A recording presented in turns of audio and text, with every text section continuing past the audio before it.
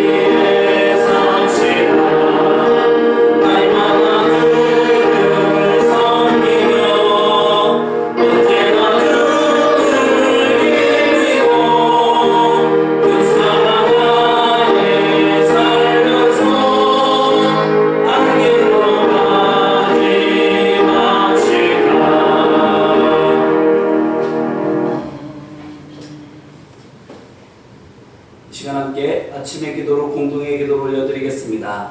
주신 하나님, 입을 열어주셔서 감사합니다. 찬양하오니 우리의 예배를 받아주소서. 내 하나님, 생명을 주시며 감사합니다. 말씀을 이해하게 하시고 주님을 닮아가게 하소서. 하나님을 동행하여 주시니 감사합니다. 사랑과 용서의 마음으로 살게 하소서. 언제나 공회복으로 살게 하소서. 가정과 이웃의 주인이 되게 하소서. 예수님의 이름으로 기도의 자리를 베푸소서. 예수님의 이름으로 기도합니다. 아멘. 오늘 말씀은 시편 49편입니다. 낭독자는 정영예 권사님입니다. 시편 49편. 뭇 백성들아 이를 들으라. 세상의 거민들아 모두 귀를 기울이라. 비천 빈부를 막론하고 다 들을지어다. 내 입은 지혜를 말하겠고 내 마음은 명철을 작은 소리로 읊조리로다. 내가 비유에 내 귀를 기울이고 수금으로 나의 오묘한 말을 풀리로다. 죄악이 나를 따라다니며 나를 에워싸는 환난의 날을 내가 어찌 두려워하랴. 자기의 재물을 의지하고 부유함을 자랑하는 자는 아무도 자기의 형제를 구원하지 못하며 그를 위한 속전을 하나님께 바치지도 못할 것은 그들의 생명을 속량하는 값이 너무 엄청나서 영원히 마련하지 못할 것임이니라. 그가 영원히 살아서 죽음을 보지 않을 것인가. 그러나 그는 지혜 있는 자도 죽고 어리석고 무지한 자도 함께 망하며 그들의 재물은 남에게 남겨두고 떠나는 것을 보게 되리로다. 그러나 그들의 속 생각에 그들의 집은 영원히 있고 그들의 거처는 대대에 이르리라 하여 그들의 토지를 자기 이름으로 부르도다. 사람은 존귀하나 장구하지 못하며 멸망하는 짐승 같도다. 이것이 바로 어리석은 자들의 길이며 그들의 말을 기뻐하는 자들의 종말이로다. 셀라. 그들은 양같이 스올에 두기로 작정되었으니 사망이 그들의 목자일 것이라. 정직한 자들이 아침에 그들을 다스리리니 그들의 아름다움은 소멸하고 스올이 그들의 거처가 되리라.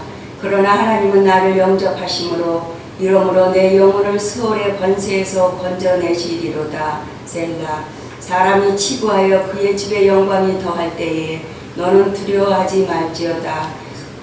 그가 죽음에 가져가는 것이 없고 그의 영광이 그를 따라 내려가지 못하리로다. 그가 비록 생시에 자기를 축하하며 스스로 좋게 함으로 사람들에게 칭찬을 받을지라도 그들은 그들의 역대의 조상들에게 돌아가리니 영원히 빛을 보지 못하리로다. 존귀하나 깨닫지 못하는 사람은 멸망하는 짐승 같도다. 아멘. 이는 생명의 말씀입니다. 하나님 감사합니다. 오늘 말씀은 시편 49편입니다. 시편 42편부터 고라 자손의 시가 소개되고 있는데 이 시편도 고라 자손의 시입니다. 이들 고라 자손은 출애굽 광야 생활 당시 모사를 대항해서 일어났던 가장 큰 반역 공모 사건의 주범 고라의 후손들로 고라와 그에게 회유되어 함께 반역을 꾀한 모든 일을 하나님께서 산채로 땅속에 빠져 죽게 하셨을 때에, 그래서 모든 관련자가 다 죽었을 때에 그 처형에서 제외되었던 고라의 아들들의 후손입니다. 그러므로 고라의 아들들은 그의 아버지 고라가 주동한 반란에 반대했던 사람들입니다. 보십시오. 하나님께서 고라에게 현혹되어서 단순 가담한 사람들까지 색출해서 모조리 죽이셨는데, 곧 모세를 향해 일으켰던 반역에 대해서 가담은 물론 동족까지도 처벌하셨는데, 이 사람들은 목숨을 부지했을 뿐만 아니라 머리털 하나 상하지 않았습니다. 누군데? 주모자의 아들들인데 말이 됩니까? 안 되지요. 살려준다는 것, 살려줄 뿐만 아니라 병고조차 주지 않는 것, 그것은 인간적인 상식으로는 있을 수 없는 일입니다. 그런데 하나님께서는 저들에 한해서는 일절 책임을 묻지 않으셨던 것입니다. 이것이 무엇을 보여줍니까? 고라의 아들들은 일절 죄를 짓지 않았다라는 겁니다. 그렇습니다.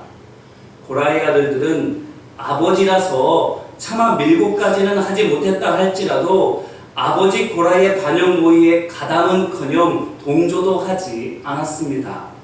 대신 어쩌면 거꾸로 자기를 거두러 나가는 아버지를 만류하고 설득하려고 들었을 것입니다. 그렇게 자식된 도리를 저버리지 않는 선에서 어떻게든 아버지로 하여금 죄짓지 않게 하려고 그들이 할 수 있는 모든 최선을 다했을 것입니다. 그래서일 겁니다. 하나님께서 저들을 벌주시기는 고사하고 추호도 나무라시지도 않으신 것이 바로 그것 때문인 것입니다. 하지만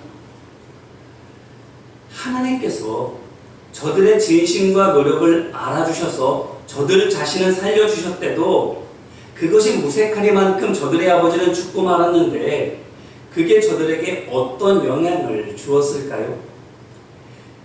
진심도 최선도 결과를 바꿀 수 없다고, 그러니 그렇게 최선을 다하고 노력하고 진심을 다할 필요가 없다고 하게 되었을까요? 그것은 저들의 후손이 어떤 삶을 살았는지를 보면 쉽게 알 수 있는데, 말씀 서두에 밝혔던 대로 그 후손이 오늘 말씀 시편 49편을 비롯해서 여러 시편의 저자가 된 것만을 보더라도 그 사건이 고라의 아들들에게 부정적인 영향을 끼친 것이 아니라는 것을 알 수 있습니다. 그렇습니다. 고라의 아들들처럼 그들의 후손도 하나님을 사랑하고 말씀을 지켜야 하는 사람들이 되어 있습니다. 이것이 무엇을 뜻합니까? 고라의 아들들의 시대인 출애굽 광야 시대와 오늘 시편이 노래되어진 다윗 왕국 시대가 최소 400년간의 시간차가 있는데 이 긴 간격이 무색하게 고라의 아들들과 그들의 후손의 삶이 똑같다라는 것이 무엇을 뜻하는 것입니까? 바로 저들의 믿음이 대대로 전해졌음을 뜻합니다. 가르쳐서 그렇게 됐을까요? 단단히 일러서 그렇게 됐을까요?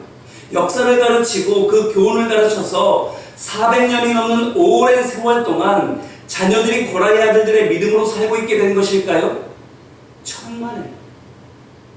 모세의 유언을 생각해 보세요. 그의 아들 솔로몬조차도 한 대를 지나지 못하고 지켜 행하지 못하게 되고 말았지 않습니까? 배운다고 단단히 읽어둔다고 사람이 달라지는 것 아닙니다. 어떻게 해야 되죠? 믿음을 삶으로 살아내어야 됩니다. 믿음대로 살고 믿음으로 살아서 하나님께서 약속대로 역사하시는 것을 체험해 봐야 합니다. 자, 그러면 아시겠죠? 고라의 아들들이 어떻게 해왔을지를, 그들의 진심과 그들의 노력이 좋은 결과가 되지 못했는데 거기에 실망해서 믿음의 삶을 소홀히 하지 않고 반대로 믿음의 삶을 더 열심히 했습니다. 더 바르게 생각했고 더 정직하게 말했고 더 겸손하게 행했고 더 진실되게 살았습니다. 그랬더니 그들의 자녀들이 그들이 하는 것을 본대로 살았고 그들의 자녀들에게도 그와 같은 삶을 보여줬습니다. 그 자녀들만, 그 다음 자녀들도, 그 다음 자녀들도 내 부모가 믿는 대로, 내 부모가 믿고 행한 대로, 그리고 그 믿음의 삶에서 나타나는 하나님의 역사를 바라보며 자신들도 그와 같은 삶을 살았고 그것을 보여주는 삶을 살게 되었습니다. 그래서요, 말로도 되지 않고 단단히 읽어서도 되지 않았던 그 믿음의 삶이 최소 400년이라는 긴 시간 동안 대를 이어서 그 가문이 한 믿음을 가지고 살게 된 것, 그래서라는 겁니다. 그러니 보십시오. 400년 동안 그 가문에 단 한 사람도 고라와 같은 사람이 생기지 않았습니다. 이 가문이 다시는 고라의 잘못을 되풀이하지 않았던 거예요. 그렇게 믿고 살았더니 자식들이 그것을 보고 본받아 행했더니 그 다음 자식들도 본받아 행했더니 그 다음 자식들도 본받아 행했더니 400년의 긴 세월 동안 단 한 사람도 하나님 말씀을 거역하는 사람이 나오지 않은 거예요. 만약 고라의 아들들과 이 진심과 노력을 다해서 아버지를 만류했음에도 불구하고 그게 실패로 끝났을 때에 진심과 노력도 소용없더라 하면 좌절했더라면, 또는 아버지가 우리의 말을 듣지 않아서 그런 거라고 그들의 실패를 아버지 개인의 잘못으로 치부해버리고 말았다면 이와 같은 영광이 찾아오지는 않았을지도 모릅니다. 그런데 그들은 좌절하거나 자신들의 실패를 아버지에게 돌리지 않고 오히려 그 모든 것들을 자신들의 탓으로 했던 거예요. 그렇기 때문에 저들이 귀 기어 들을 수 있는 사람, 본받을 만한 사람, 이것이 되기 위해서 더 애쓸 수 있게 되었고, 그 덕에 그것을 보고 자란 그들의 자녀들이 그렇게 자랐고 그 후손들도 그와 같은 삶을 살 수 있게 된 거예요.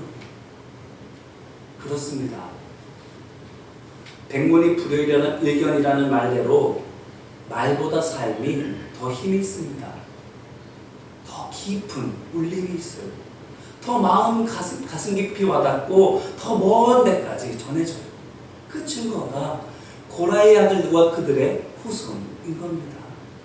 바라기는 우리 역시 오늘 우리의 삶에 나타나는 어떤 믿음의 결과가 실망스럽다 할지라도 묵묵히 하나님의 약속을 믿고 말씀대로 살아가시길, 그래서 가정마다 죄의 사슬이 끊어지고 악의 덫에서 나와서 감사와 찬송의 대대로 울려 퍼지게 되시기를 소망하고 축복합니다. 아멘. 자, 그러면 이제 오늘 말씀 보세요. 이 말씀 단순한 찬양이 아닙니다. 앞서서 제가 길게 이 찬양을 지은 고라 자손의 기원과 그들이 물려받은 신앙의 유산을 말씀드렸는데, 이유는 이 시편이 어느 날 기도하다가 탄생된 그런 곡이 아니라는 걸 말씀드리기 위해서요. 어떤 한 사람의 일생 속에서 하나님의 사랑을 경험했던 것을 고백한 것이 아니라는 것을 말씀드리기 위해서요. 고라의 후손들, 그들 아버지들을 통해서 본 고라 아들들의 고백입니다. 400년 동안 대물림 되어진 그들 믿음의 삶의 결정체입니다. 그걸 찬송곡으로 만든 거예요. 왜요? 이제까지 이 믿음의 고백과 열매들을 그들이 많이 알고 대물림하고 있었는데, 그들만이 아닌 이스라엘 자손 모두가 알고 대물림하게 하기 위해서, 그들의 집만 아니라 이스라엘 하나님의 백성 모두에게서 다시는 고라의 잘못을 반복하는 미련한 사람이었고, 고라의 비극을 또다시 맛보는 가련한 가족이 나오지 않도록 이들이 이것을 찬송곡으로 만들어서 모든 사람에게 부르게 했다라는 거예요. 자, 그럼 한번 봅시다. 고라의 후손이 전하고 싶어 했던 400년 된 믿음. 첫째는 사람에 관한 겁니다. 12절 전반부 말씀이죠. 12절 전반부 두 마디만 한번 같이 읽어보겠습니다. 시작. 사람은 존귀하나 장구하지 못하며. 사람은 존귀하다. 사람은 존귀하다. 사람이 어떻다고요? 존귀하다. 이 말씀을 한글로 보게 되면, 아, 그래, 사람은 존귀하구나, 이렇게 생각이 자연스럽게 되지만, 히브리 원문으로 보게 되면 좀 이상합니다. 보통 존귀하다라는 이 말이 히브리어로는 가돌, 하다, 에게카라는 아주 흔하게 쓰이는 표현들이 있어요. 그런데 그 흔하게 쓰여지는 단어 대신 첫 열매라는 뜻을 가지고 있는 비카라는 다소 어울리지 않는 단어를 여기에 사용하고 있습니다. 사람은 존귀하나, 이 말, 사람은 천열배다 라는 말로 그들의 존귀함을 표현해주고 있다라는 거예요. 이상한 단어를, 생소한 단어를 쓰는 데에는 다 이유가 있지요. 왜일까요? 바로 사람이 어떻게 존귀한 존재인지를 알려주기 위해서요. 보세요. 이스라엘 사람들에게 첫 열매는 귀하지요. 왜 귀합니까? 하나님께서 주신 것이기 때문이에요. 그래서 맏아들이든 가축 중 첫 새끼든 하나님의 것이라고 해서 하나님께 바치는 거예요. 그래요. 단순히 맛있어서가 아니에요. 뛰어나서가 아니에요. 어떤 좋은 특징이 있어서가 아니에요. 하나님의 것이기 때문입니다. 그래서 존귀한 거예요. 이게 왜 중요할까요? 이렇게 사람을 존귀하게 여기는 것이 왜 중요할까요? 그것은 사람을 이와 같이 이해하고 믿을 때 나 자신이 존귀한 사람답게 생각하고 말하고 행동하게 되고, 나아가 다른 사람을 향해서도 그와 같이 대해줄 수 있기 때문입니다.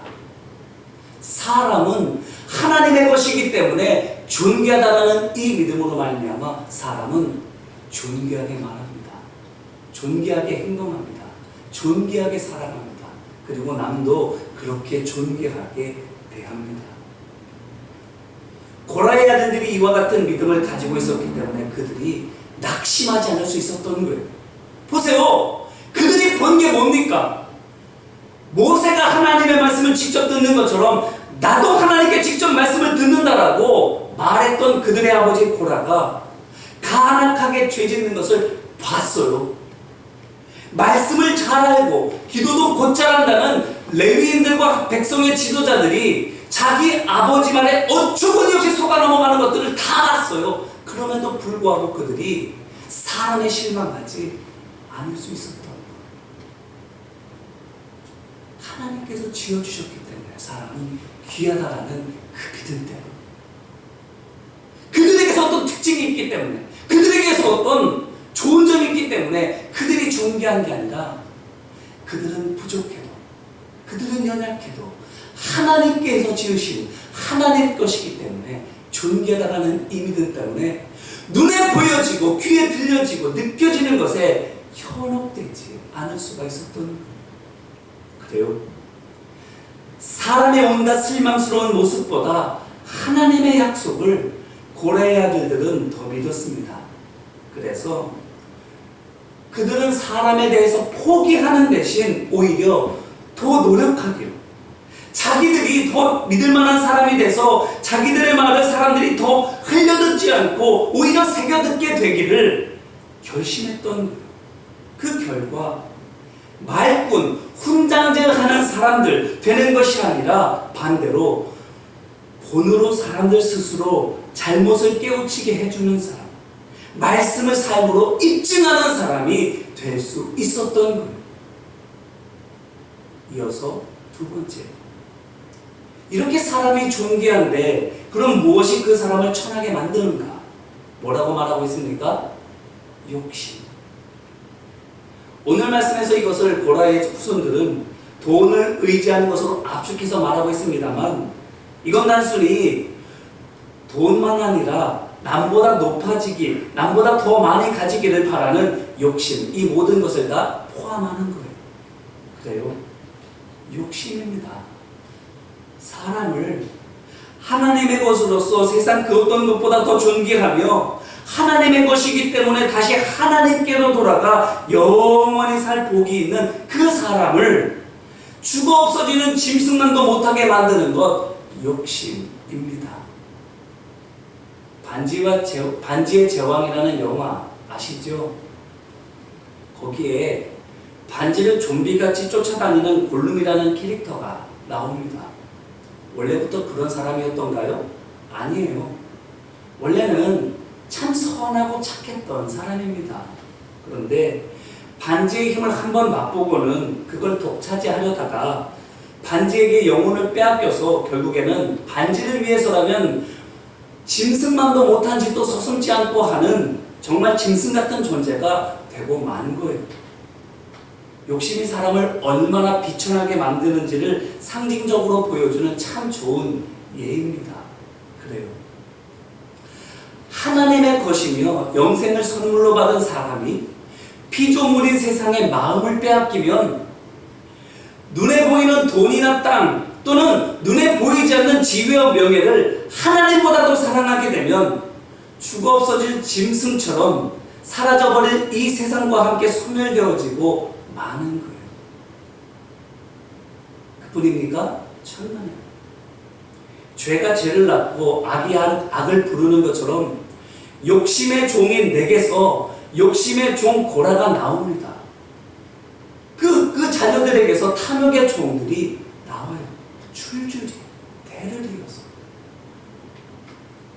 나만 죽고 끝나는 게 아니에요. 내 후손들도 육의 사람으로 살다가 그냥 먼지가 돼서 흩어지는 일들을 대를 이어 반복하게 되는 거예요. 그럼 오늘 말씀에서 고라의 후손이 말하고 있습니다. 12절 말씀. 사람은 존귀하나 장구하지 못하며 멸망하는 짐승 같도다. 20절. 존귀하나 깨닫지 못하는 사람을 멸망하는 짐승 같도다. 아멘. 뭐라고 말하고 있는 거예요? 깨달아야 한다고 말하고 있어요. 뭘 깨달으라고 말하고 있습니까? 너희의 존귀함을 욕심에 팔아버리면 안 된다는 것을 깨달아라. 남보다 더 가지려고, 남보다 더 높아지려고 거룩한 하나님의 소유인 너희의 존귀함을 잃지 말아라. 절대 이것을 잃지 말아라. 권면하고 있는 거예요. 이제 이 말씀으로 우리 자신을 돌아보기를 바랍니다. 우리 자신이 억만 금과도 바꿀 수 없는 존귀한 존재라는 것을 믿으십니까? 나뿐만 아니라 나와 함께하고 있는 이 모든 사람들이 그들의 생명값이 예수님께서 십자가에서 치러주신 그 예수님의 생명값이라는 것을 또한 믿으십니까? 그러면 돈과 바꾸지 마세요. 지위나 명예와도 바꾸지 마세요. 반역자의 아들들, 죄인의 가문이라는 조명과 멸시 속에서도 남보다 없고 낮은 삶 중에서도 말씀을 붙들고 존귀하게 살려고 했던 고라의 아들들과 그 후손들처럼 말씀 그리고 그 속에 담긴 약속 그것만 바라보고 존귀하게 살아가세요. 품위 있게 살아가십시오. 향기 있게 말하고 행하고 살아가십시오. 바라기는 고라의 후손들이 400년 동안 지켜왔던 이 신조를 우리도 깨닫고 따라 행함으로 말미암아 고라의 아들들과 그 후손이 얻었던 하늘의 신령한 은혜와 복을 오늘 우리도 누리게 되시기를, 뿐만 아니라 그들이 누렸던 그 존귀한 삶과 열매를 우리 또한 누리고 전수하게 되시기를 주님의 이름으로 기원합니다. 기도하겠습니다.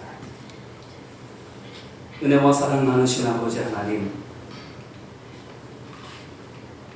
아버지가 죄인이었으나 그래서 사람들에게 실망하지 않고 오히려 사람들에게 감동 줄 수 있는, 사람들에게 믿음을 주어 내가 전하는 하나님의 말씀이 허투루 들려지지 않고 새겨 들려지게 되기를 간절히 바랬던 고라의 아들들과 그 후손들을 오늘 시편 말씀을 통해서 봅니다. 하나님께서 주시는, 값없이 주셨던 이 존귀함을 값없이 흘려보내지 않는, 팔아버리지 않는 우리 되도록 도와 주옵소서. 돈에 팔지 않고 작은 지위와 명예에 팔지 않고 하나님이 주신 그 존귀함을 지키며 오늘을 살아갈 수 있도록 도와 주옵소서. 그래서 우리를 바라보는 우리의 자녀들이 또한 존귀하게 살아가고 그들의 그 존귀함이 그 다음 세대로 이어지는 존귀함이 믿음의 유산으로 남는 우리 모두가 될 수 있도록 도와 주옵소서. 그 마음으로 귀한 예물을 오늘 이 시간 바쳤사오니 예물 바친 모든 하나님의 백성들 그 예물 속에 존귀함이 담겨지게 하여 주셔서 존귀하게 사용하여 주옵시고 존귀한 열매가 그들의 삶 가운데 맺혀지도록 주님 역사하여 주옵소서. 이제는 우리 주 예수 그리스도의 은혜와 하나님 아버지의 사랑하심과 성령님의 우리 안에 내주하여 주시며 역사하고 교통하여 주심이 말씀대로 살아가기를 결단하며 베풀어 주신 귀한 그 존귀함을 지키며 살아가기를 결단하는 모든 믿음의 백성들 위해 이제와 같이 영원히 함께하여 주시기를 간절히 축원하옵나이다.